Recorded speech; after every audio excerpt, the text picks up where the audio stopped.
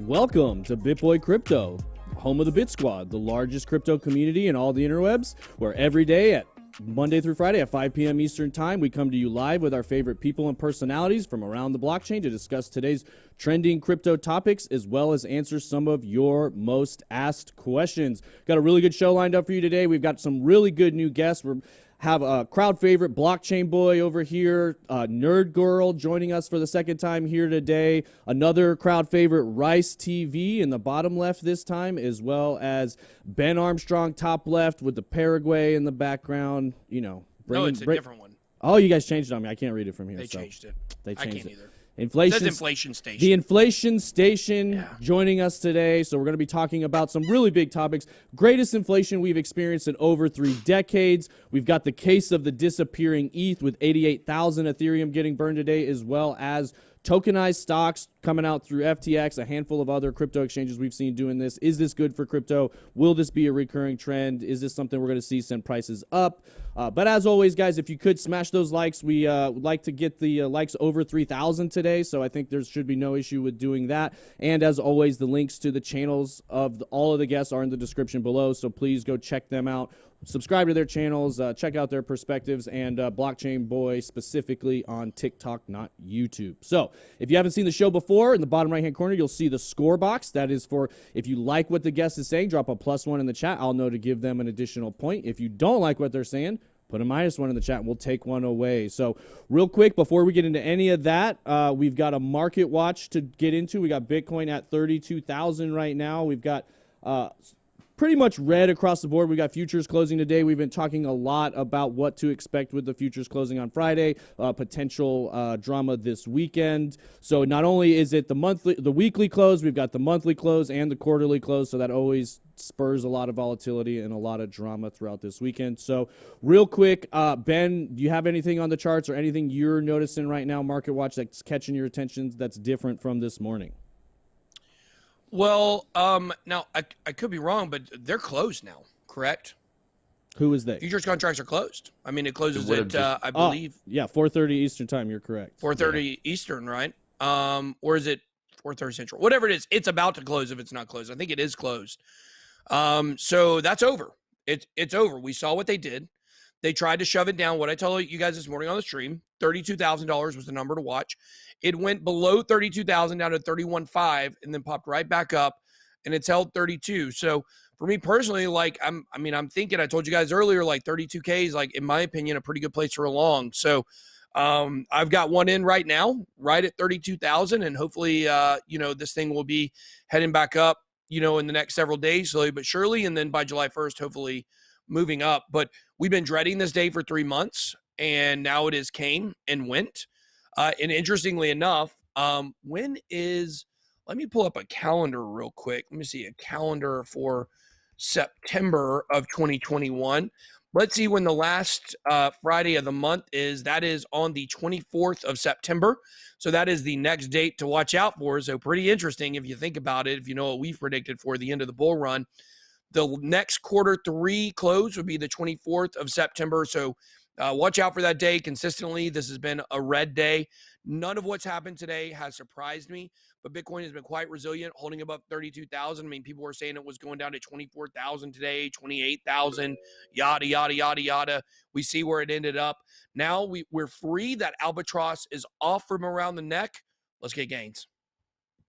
Well, and like you said, looks like there could be a lot of gains ahead. We've seen no signs of stopping the money printer from the Federal Reserve. Actually, more indications that there's more money printing on the horizon. We've got inflation indicator post its biggest year-over-year gain in nearly 3 decades.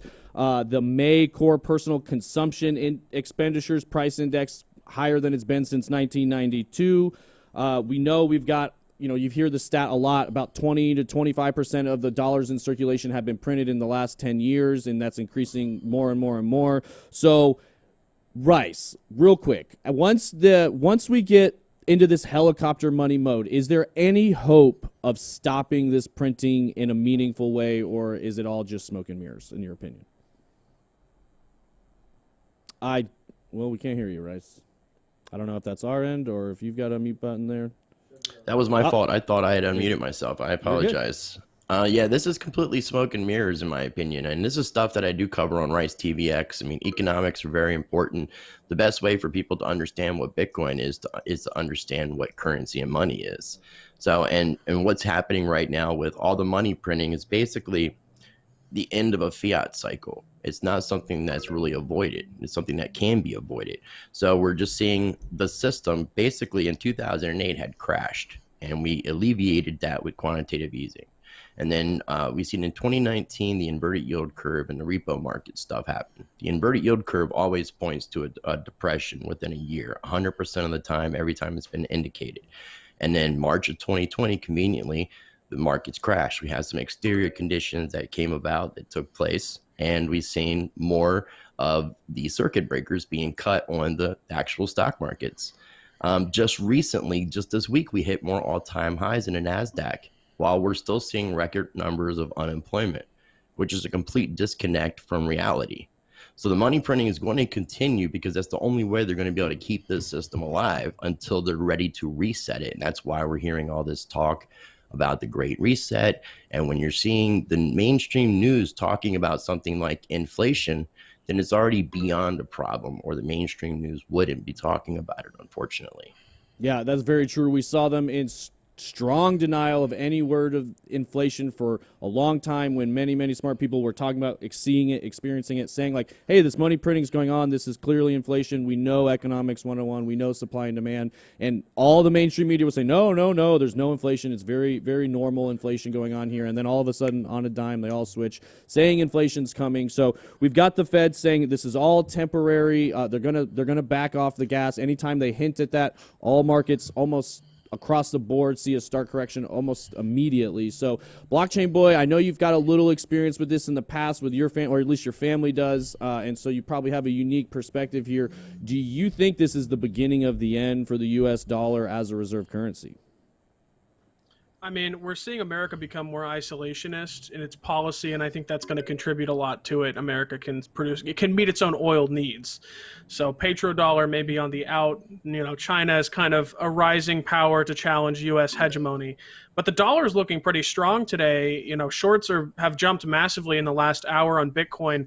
I'm going to go against Ben here and say I think I'm still a little bearish on Bitcoin over the weekend, just because volume's going to be low. I'm looking at 28 to 24. Now, I'm not saying long term that we're in a bear market, but short term, I definitely see a possible move downward if we break through 30, 32, 31.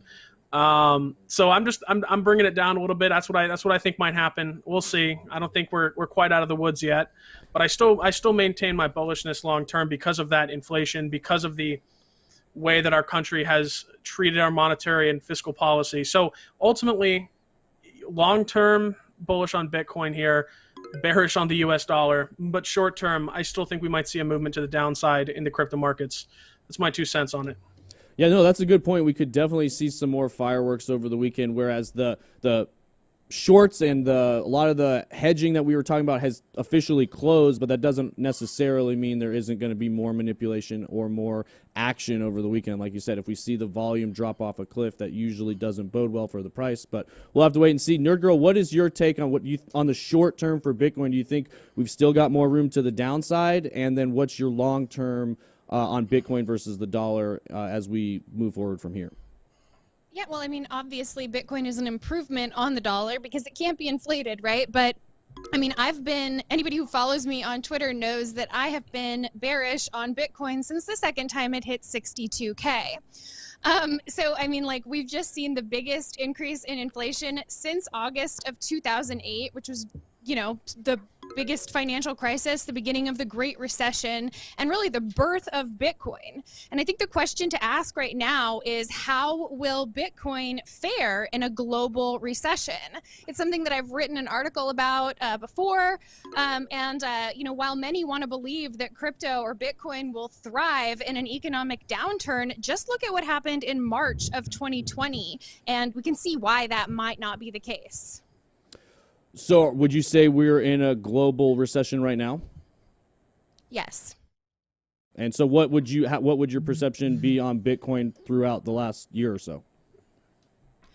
Well, you know, over a year ago, I was definitely I was definitely holding some Bitcoin, and now it just seems like more people want assets that they can hold on to, you know, and or assets that are less volatile. And so my personal position is that I'm in a lot of stable coins.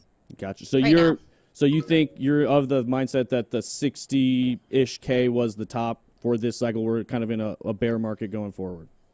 Yes, at least for the next few months. I don't know what might happen in, you know, fall and winter, and with more traditional legacy finance investors coming into the crypto space, I think it's possible that we'll see some kind of bounce, but I'm not super optimistic about it. I don't think that we can predict, you know, even a few months into the future right now.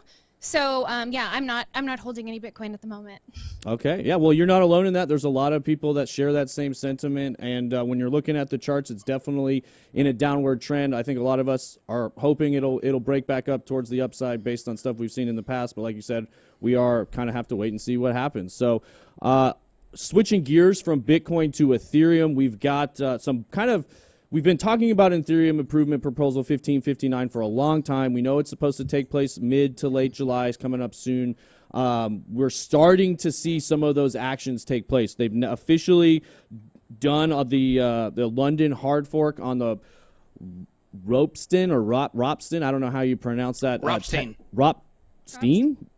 Or Sten? Ropstein or Ropstein. Sten. There's no I in there. It'd be Sten, I think. Are you talking about the band He's right. Rammstein? Yeah, Ropsten. Yeah.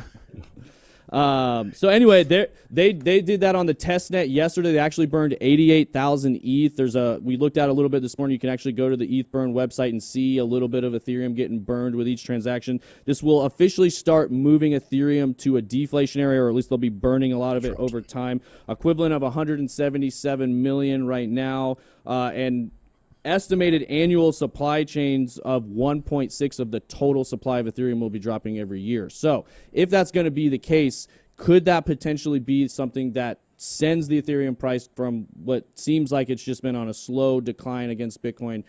Will that send it back up towards the upside? Ben, do you think that's the fuel we're going to need to get Ethereum to $10,000? And do you still feel like that's possible within this year? Yeah, of course it's possible. Like, I want to go back to something, because I know Blockchain Boy is saying that he thinks that more room to the downside, maybe 24 to 28K. I just want to go back for reference here, and I'm not saying he's wrong for sure. I mean, I'm not saying I'm definitely right, but let me share my screen here real quick before I get on to the Ethereum question, because I think this is everything, right? Like, wherever Bitcoin is going, Ethereum's not going up without Bitcoin going up. Period. So let's do this here. Let me come here and do the screen share. Toggle screen share. It is Ropsten, by the way. I looked it up. Sten, it's interesting. Steam. If you look up Ethereum networks on the Ethereum website, you can actually see all the different ones and what makes each one unique, which is pretty interesting. But here we go. So this is the daily chart, and this is going back. This is on the ByBit chart. Now, the last futures close was March 26th, okay? We actually had a green day on that day, interestingly enough. If you zoom in here and you look at it, and the whole point I'm trying to say here is, I remember us reading something that said it took 5 days. It's actually not true. Actually, in fact, if you look here, this is the 26th. That actually started an uptrend, and it didn't take 5 days. I don't know who said that, but in reality, it started that day, and it moved up, up, up. So these days right here, like, these are the weekend. So you can see we didn't have a dramatic fall over the weekend. And so I kind of expect to see the same thing. I mean, I think that what we will see is we will see things start bouncing up from here. So I know we had a bad day today. We had a yellow X here on Market Cipher. We had a red dot on the bottom of the momentum wave. But I think we will see things start heading to the upside. I mean, right now it is at 31.5. It's dumped like $400 since we've been here on the call. I always wonder if that's because I said what I did. Because right after I 32, said I won, right? It immediately, literally at that moment, immediately started dropping. So we do have groups that counter trade what we say on here. We have confirmed The that BitBoy 100%. indicator. Yeah. But I'm willing to put my neck on the line for everybody and be the sacrificial lamb. So just wait until after they dump it, after I say what I'm doing, and then go in. But back to Ethereum here. when it comes to Ethereum, I do believe, look, I've told you guys for a month now that I believe, and it hasn't been like super sexy to say this over the last 2 weeks, but I believe that the middle of July is when we will see things heading back upwards. And I mean, every indication is that was not the top. Like all the top bottom indicators we have, all of the on-chain metrics, all of your old school Willy Woos, your Plan Bs, nobody thinks that was the top outside of people that are, you know, maybe in other coins. We think that this is going to have a run up again. This is not over. We just looked this morning at the cycle. So we think by the middle of July, things are going up. Well, guess when the hard fork is going to be? The middle of July. So as long as we can find some stability for Bitcoin in the next 1 to 2 weeks, that's going to set it up to really be moving up. And when you look at all of this ETH that was burned, I mean, it was what, $177 million worth of ETH on the testnet that was burned. That's basically a practice run. Shows you how much is going to be disappearing from the supply. It's a very significant amount in a short amount of time. They said it's going to be $3.2 billion, I think, over the first year of ETH at the current prices. Yep. Which, I mean, if you think about where the prices were a few weeks ago or 6 weeks ago, I mean, that would be almost more than twice that much. So you would be looking at like $7 billion worth of ETH that would be gone at those higher numbers. So I definitely think that this is going to, I can't imagine a scenario over July where the hard fork does not affect the price in a positive manner. Even if it just holds better against Bitcoin in the worst case scenario where Bitcoin is not going, is not doing well, it feels like Ethereum will outperform Bitcoin towards the middle of next month. Yeah, well, and Radio Face here in the chat said he needed Ben to say his position so that he could get a much better entry. So he said thanks for that. He appreciates it. That's how it is, man. We know these people do counter, especially because we're in a contest right now, and some of the people taking part in that contest are the exact groups that counter trade us. So sorry to get hit by that. Keeps it interesting. I find that funny. Yeah, it is. It's true. It's 100% true. We know. We've seen screenshots.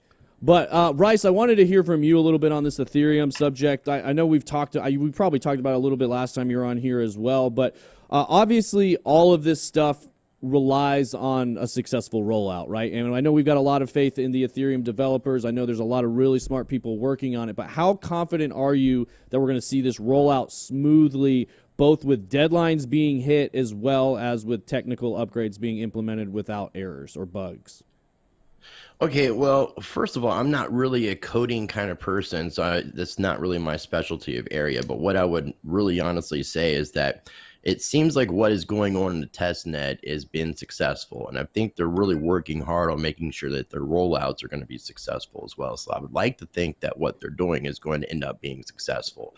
In the long run, taking down the supply is always a good thing. Supply and demand is always one of the basic features of economics. So that's going to be a great thing. And if they're able to scale ETH 2.0 and get the transaction fees down while being able to burn some of the supply, which I think is said annually, yearly is going to be about 1.4% of the supply of ETH being burned, which, again, you're just taking out the supply. And then you got to take into effect that if ETH 2.0 is effective, then we're going to have the staking of Ethereum going on. So you're going to be locking up Ethereum. So that's even going to be taking more supply out of circulation. So that would definitely be a good thing.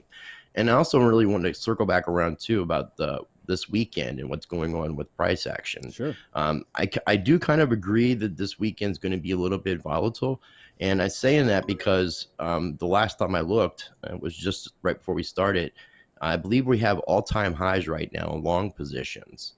And it's very public. So when we have all-time highs in different positions like that, usually you're seeing a reversal in that case, which may end up coming into play. I definitely don't think the bear market is over. I think there's been a lot of manipulation at play, and I don't think that we've hit the all-time highs, and we haven't seen the market tops, as BitBoy said. So you think there's still more room to the upside, but it might be a more extended bear market than on the short term. And I think we also may be in store. We may be in, like the normal 4-year cycles may be over. We may be going into a super cycle where we have little small bear markets in between. So we really are in uncharted territories, not only with Bitcoin. And I'm glad that there's a lot of content creators out saying that, they don't have magic balls. Nobody really 100% knows what's going to be going on. And then when you flip that around, when you look at it from a geopolitical standpoint, you're looking at the markets all around the world, we're in the same position because we're in uncharted territory where we're at. because of everything that's been done with all the money printing, the bailouts, everything that's been happening. So, I mean, we're in a completely unknown territory. So people, that's where I really, as much of a proponent as I am of cryptocurrencies, I still am in the precious metals camp as well. And I definitely encourage people to invest in things like gold and silver and diversify their investments and not put all their eggs in one basket, especially the crypto basket. And I've got a lot of eggs in the basket, but I think it's really important that people look outside the spectrum as well. Yeah, no, that's good. I would say on that, I'm going to jump in here because it's my show. I'm going to jump in. Actually, it's TJ's show. They tell me. I don't know. But what I'd like to say on that is I don't think we're in uncharted territory. I think that what we're seeing right now, I think by the end of this cycle is going to be a pretty normal cycle. I think we're going to get the large Fibonacci retracement in the middle, which we've already gotten. It's a little deeper than we had in the last bull run, but in the last bull run, the average drawdown was much higher than what we had so far in this one. So I'm not willing to say yet that we're in uncharted territory. Now, we're certainly like, on a geopolitical standpoint, we're certainly in uncharted territory from the inflation, the pandemic, the whole 9 yards. I agree with that. But I think there's still a chance in 2 years from now, we look back on the cycle as it was a pretty normal cycle. I'm such a strong proponent of the thing that drives the price of Bitcoin is the halving. The cut in the production. That's the thing that drives the prices. And that hasn't changed. And it's not going to change. It's going to stay on the same consistent, production schedule. And so, I'm not saying you're wrong. You might end up being right. But at this point, I don't think I'm ready to call a 4-year cycle off yet. Well, but in the long term, I'm still calling. I'm still calling for Bitcoin long term. I'm still, very bullish on Bitcoin. So even though I say that we're in uncharted territories, I'm not saying that we're going to have the volatility of going down far. Bitcoin is designed and has proven itself to just keep going up. Yeah. No, that makes sense. What do you want to say, Blockchain Boy? Part of what I'm looking at is the hash rate, because we've seen the hash rate drop to historic lows because all the miners are moving out of China. We've seen New York, Miami, Texas, a few other places across the world hop in on mining Bitcoin because it's a golden opportunity here to mine Bitcoin. So we're seeing a second gold rush of sorts now that China is sort of out of the picture. So not only am I excited for a sort of an opportunity for more green mining in Bitcoin, which will finally shut these people up who are saying, Bitcoin mining is so environmentally unfriendly. Like, I'm tired of hearing that. I'm so sick of it. So that's going to be exciting. And this could be a reason for the recent price action because the miners have been disrupted. But once those mines are back online, Thailand, wherever they are, I think we should see sort of a return to that stock to flow model, in my opinion. Yeah, and correct me if I'm wrong, and there's people saying this in the chat as well. I think shorts have been jumping up like crazy too. I thought we saw shorts increase by almost 1,100%. 1,000%. It's ridiculous. I mean, we were looking at that in my Discord just now. It was insane. Yeah, and so kind of like what Rice was saying, a lot of times when you see those things pile up, like that could be a trend reversal, but it also could be when whales see all those shorts piled up like that. I mean, that's easy money for them to scoop, and they can push the price up, liquidate all those whales, and then the price liquidate all those shorts, and then the price really takes off. So last question on this, on Ethereum before we move on. I wanted to hear from Nerd Girl a little bit. I know you said you think Bitcoin has topped out. We had Ethereum hit price of 4,000 and change earlier this year. It's actually retraced about 54% at this point. Do you think Ethereum will cross its all-time high this year, or do you think everything is just going to keep trending down, in your opinion? Yeah, so I mean, obviously I hope so. Like, I've always been I've always more identified as an Ethereum than a Bitcoiner. I have a bunch of Ethereum, so I hope that it continues to, perform really well, but I don't know. I don't really see it doing that because, the same issue continues to occur every time that Ethereum's price starts to surge. And that's that transactions on the network go up. And then when the transactions on the network go up, bots start getting involved and driving up those gas prices to like untenable, rates. And so I don't know. I don't know if Ethereum's going to cross all-time highs again. I certainly hope that it does. One thing that I really wanted to say about this disappearing ETH, topic is like, finally now every other Ethereum gets to ask the question that the crypto community that I'm primarily involved with has been asked repeatedly over the last year and a half, and that's, where does the ETH go? With the burning ETH. So, I mean, I hope that, Ethereum's price does go up with the deflationary mechanism in place. I guess we'll see. Yeah, and typically, I think it goes. I think like when we think of burning, like I think the general concept is like, you know, it just disappears. But in reality, it goes to an address that it can't possibly be returned from. I think it's an address that does not have the private keys intentionally lost, you know, and they send it there. Or maybe where the numbers are off and it doesn't actually even exist. Yeah. Then once it goes there, it can't come back out. Kind of like, you know, some of those contract addresses where if you send crypto into a contract address, it also can't come back out. It's kind of the same thing. right, they send it to what they call a burn address, a wallet that can't, like you said, can't actually accept the Ethereum. So it's just once it's sent there, it's gone forever. Oh, no, I just wondered, do you guys know what I'm talking about, though, when I say, like, that question that everybody's heard a million times, where does the ETH go? No, I was just think of what does the fox say? Okay, no, so I was just thinking of, like, you know, when but people were sending in their ETH in exchange for Hex to the smart contract, like the we know where most that ETH commonly went. asked. Yeah, no, but so the most commonly asked question to, you know, Richard and to the early Hexicans was, where does the ETH go? Blockchain boy's And I'm like, face. now everybody gets to answer that same question again. I'm Well, I think the real question is what color is the prison cell of Richard Hart in a few years, and keep me posted on that. All right, well, we'll see. We'll see. We made that bet, so we'll see what happens, blockchain boy. Yes, Yeah, we'll we see. I'll will. eat my Words words or if I it's do. still around in a few years. You eat your Richard words or I Hart's do. a Well, smart few dude. years now. You keep upping that number every time we talk. First, it's like this A cycle. year or two. Next, Let's see. okay, let's a see. year. We don't know what the Let's cycle's drag gonna it be. out Let's for get as the long as terms possible, now. right? Yeah, let's get the terms right now. Let's How say, long let's do you say think? by next- by next cycle or bear market after this cycle, because I mean realistically, You need once a bear that exit liquidity is done, I think that we'll probably see a BitConnect-esque situation with Hex there. That's my opinion, at Okay, least. so let's put a timeline on it. So next bear cycle. So what do you mean? Like, I'm of the position that we're currently in a bear market.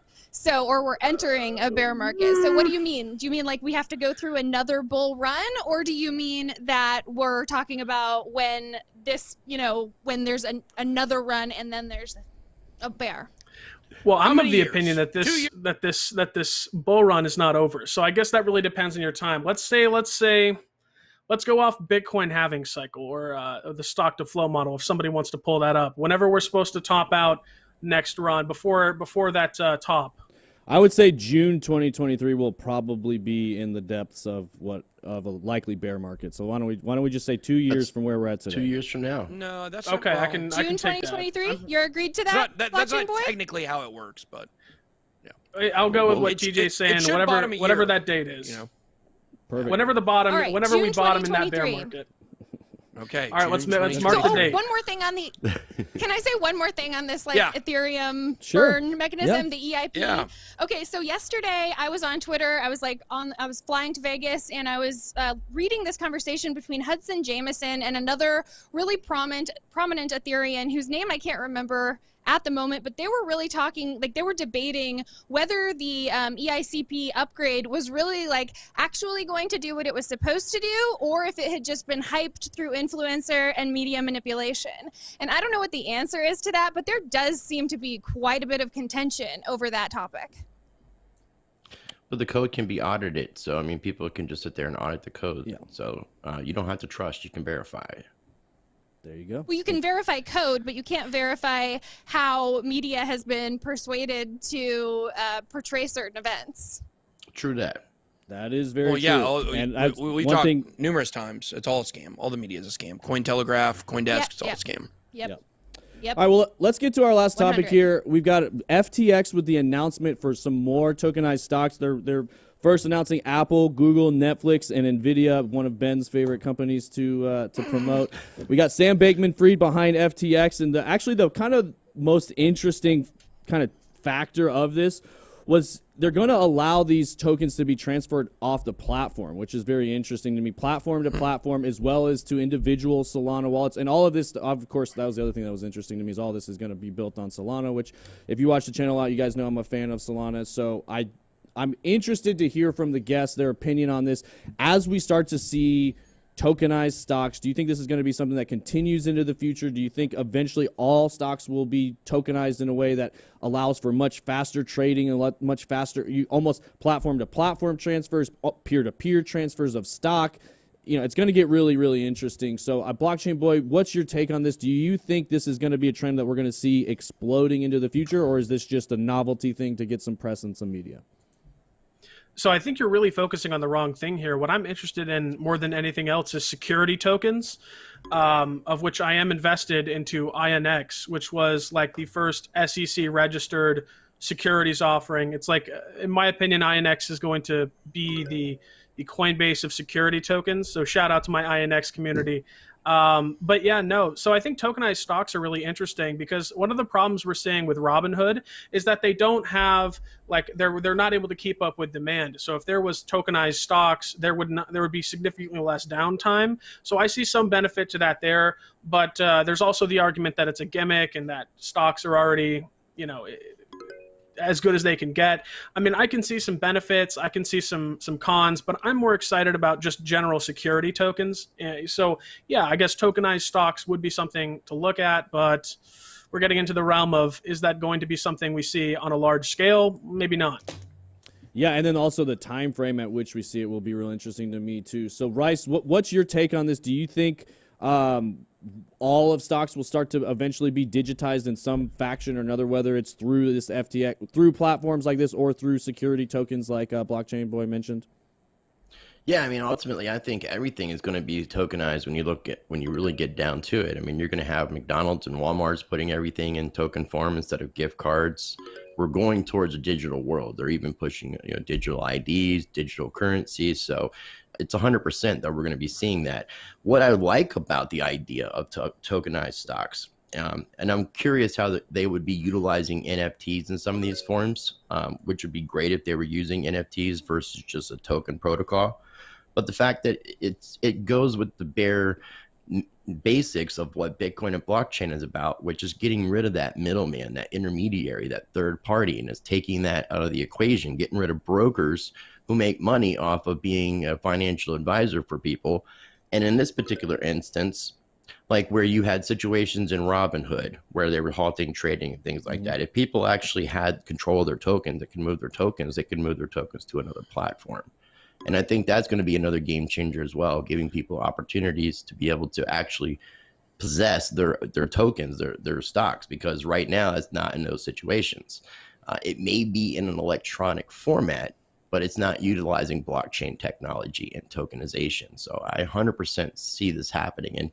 And the SEC does as well. That's why they attacked Reggie Middleton and Veritasium, because Veritasium was building something for this exact reason, not necessarily for security token offerings. That could have been the case, but definitely seeing the world being tokenized 100%. The future is digital. Yeah, the future is definitely digital. We see that happening more and more every single day. So, Ben, I know you believe in a fully tokenized economy in the future of many different altcoins. The question is, how soon do you think we see a future like that? Like, do you think it happens this cycle, next cycle, or when?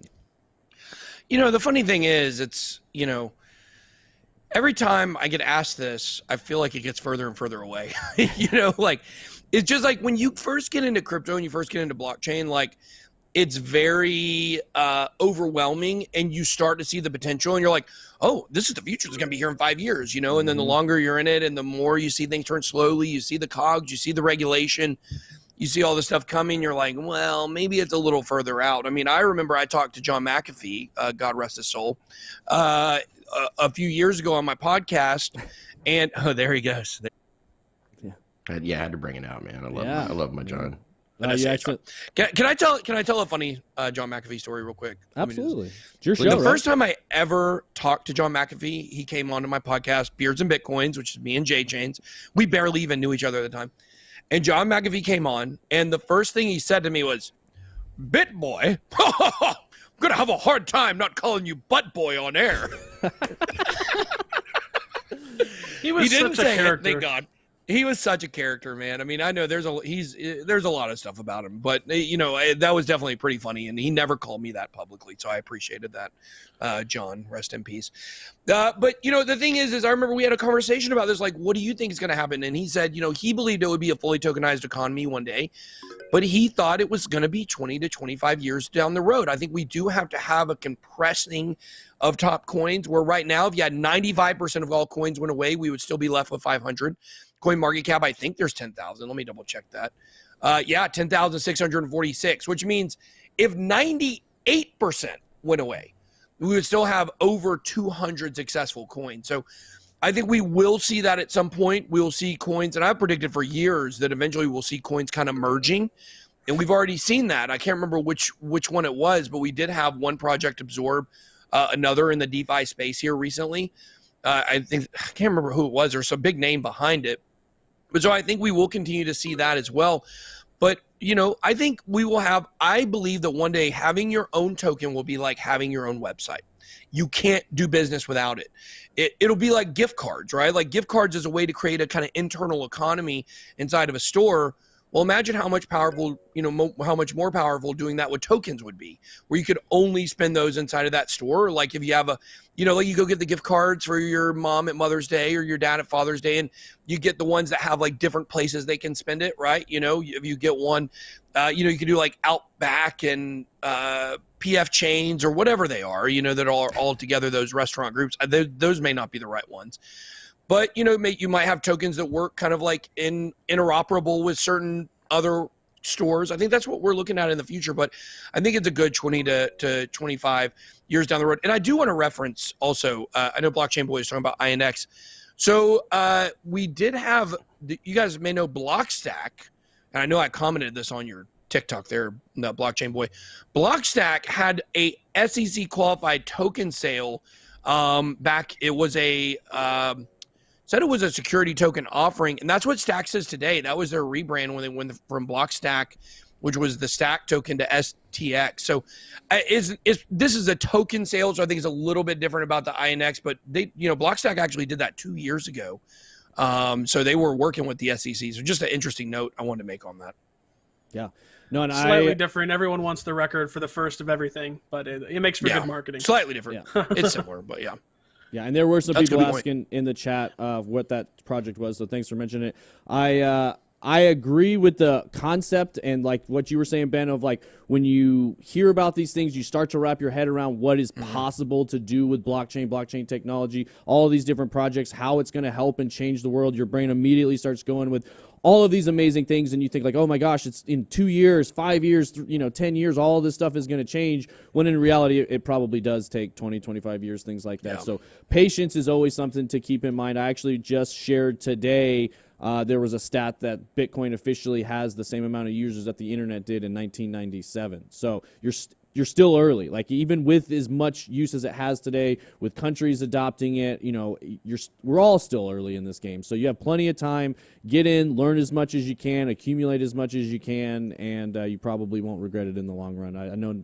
I would say probably none of us here do. So real quick, I wanted to add something. Like we should, in the crypto space too, in blockchain space, watch the gaming industry, because when we start seeing NFTs being interoperable between platforms and tokens being like universal, like there being a game token that's used on multiple platforms, I think that's going to be a really good test bed of seeing something being done on a much larger scale in a financial world. Yeah, absolutely. And it is definitely an industry and a community with a lot of users that are very adept at adapting fast, learning new things, and they're used to using digital assets and digital technology. So I think, like you said, gaming, esports will be a very natural transition for crypto users to go into gaming. So that's pretty much all we have time for today. I don't know. It looks like we've got Rice with the highest score. So, Rice, you've got 30 seconds to leave the audience with a parting message, if you could. Now, he point stuffed at the end. Rice point stuffed. He said, "Can I get one more thing? We would tie." He saw that. He did. 17-17. I didn't do that on purpose. I'll give it. Why don't we to do somebody else. Why don't we do this? Point. Why don't we give? Why don't we hear? No. Rice. Can we give 5 seconds to everybody? That's what I was going to say. We could split it up. Give me your best 5-second pitch really for the audience. I'm not really pitching a fit. It was fake. It was faux outrage. I know. I just want people to go to change.org, sign the free Ross petition. I want people to pay honor to my man, John McAfee. I did a tribute last night that I encourage people to check out. I had the honor and privilege of interviewing him more times than anybody else. 7 times. He did a speech for Anarchadelphia for me. So me, Ken Bozak, Satoshi Sean, and a few other guests are going live at 7 p.m. Eastern time tonight. So I'd encourage people to tune in for that tribute as well. And just pay honor to a man that really did a lot to bring Bitcoin and cryptocurrencies to the mainstream. Even if it was in a crazy way, we owe a lot to John McAfee, and may he rest in peace. Yeah, he definitely pushed the conversation forward. May he rest in peace. Thank you for everybody who joined us here today. We had a really good time doing the show. It's always fun. We always enjoy these conversations. So if you do want to check out that thing he mentioned, all the links to Rice's channel and everybody else's is in the description below. Please head on over there, give them a like and a subscribe. Show them that BitSquad love. We know they'd appreciate it. And if you could smash the like for us on the way out, let's see how many we got. We got about 2,000 likes right now. So if you guys could smash those up. Didn't get there. No, we didn't get there today, but hey, we love you guys. BitSquad, we'll see you first thing. Well, no live stream tomorrow. It's Friday. I forgot what day it is, but we got Monday. We got videos coming for you this weekend. Stay tuned for that. It's going to be a fun weekend. We'll be back with more live streams Monday. That's all we got. We're out.